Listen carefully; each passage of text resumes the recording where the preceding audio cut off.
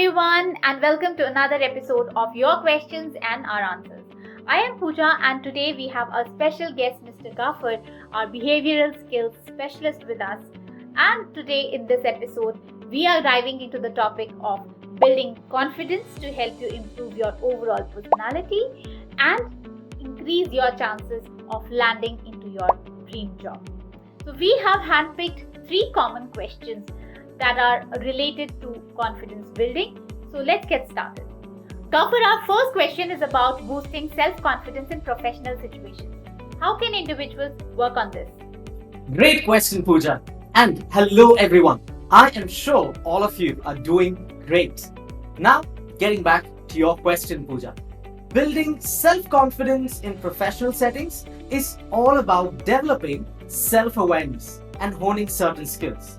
It is essential to start believing in your abilities first and trusting yourself. That will be the most important tip for building your self-confidence. But I would like to give some split-up tips for self-confidence in order. The first one being practice positive self-affirmations. Instead of saying, I'm not good enough, say, I'm capable and I have overcome challenges before. For instance, before a big presentation, remind yourself of your expertise and your past successes. Tip number 2 would be work on your body language. Maintain proper eye contact, stand up straight, and offer a firm handshake when you meet someone new. Your non-verbal cues can project confidence even before you can utter a single word. Tip number 3 would be gradually step out of your comfort zone. If you are shy about public speaking, start by giving small presentations to your team. As you become more comfortable, you can take on larger audiences and more significant challenges. That will be tip number 3. Now coming to another very important tip, tip number 4. Learn from your experiences. Let's say you made a mistake during a client meeting. Instead of dwelling on it and feeling bad, analyze what went wrong, learn from it, and use the lessons to improve your performance in future meetings. That is the best way to go about. Thank you for those practical tips, Gaffar. Imposter syndrome is a significant confidence challenge for many. Gaffar, how can one overcome it and feel more secure at work? And if you can also tell our viewers a little more about imposter syndrome, it would be great. Imposter syndrome can be quite limiting, Pooja. First, let's see what imposter syndrome is. Many of them do not know it. It is a behavioral health phenomenon described as self-doubt of intellect, skills, or accomplishments among high-achieving individuals. You feel you are not good enough and constantly keep comparing yourself with others and feel that they are better and you are not. Imposter syndrome is like an unwelcome party crasher in your mind, constantly whispering, you don't belong here, even though you do. Everyone around you seems so accomplished and confident. You start to feel like you're not supposed to be there, even if you were invited. For instance, you just started a new job as a software developer. Your colleagues are brilliant and skilled, and you start feeling low in your head. Despite your technical skills and the job offer, you're convinced you'll be considered a fool among them. Imposter syndrome tricks you into thinking you're an imposter, even when you're not. Overcoming it is a journey of self-recognition and embracing your accomplishments. The key is to understand that you deserve to be where you are 100%. Now, let's discuss a few tips how to overcome the so-called imposter syndrome and regain that confidence that could be lost in the entire journey. The tip number 1 would be keep a record of your achievements. Create a journal or a document where you can note down your successes and compliments from colleagues or superiors.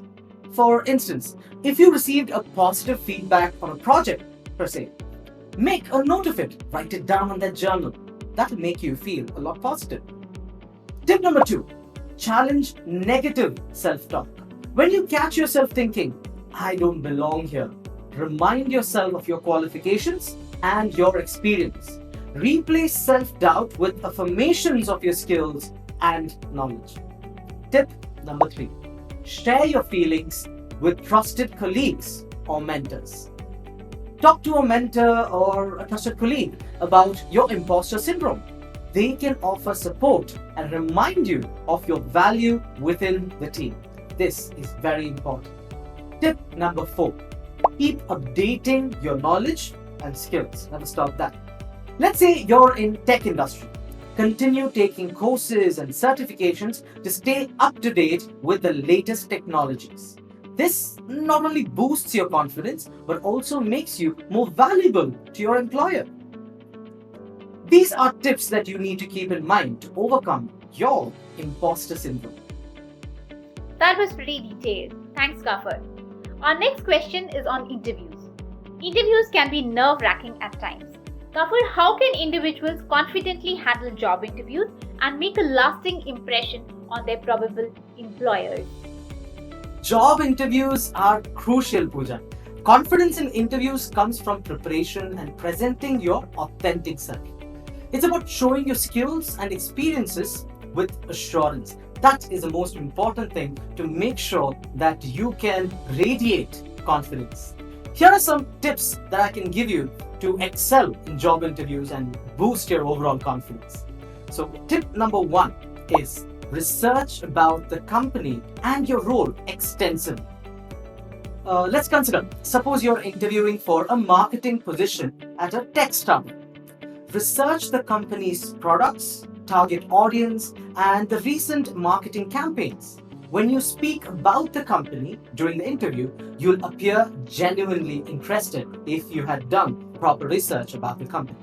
Tip number 2, practice common interview questions. Before the interview, prepare answers to common questions like, tell me about yourself and why do you want to work here? We have discussed this in our previous video too. Craft well thought out responses that showcase your qualifications and enthusiasm throughout. Tip number 3, focus on your accomplishments.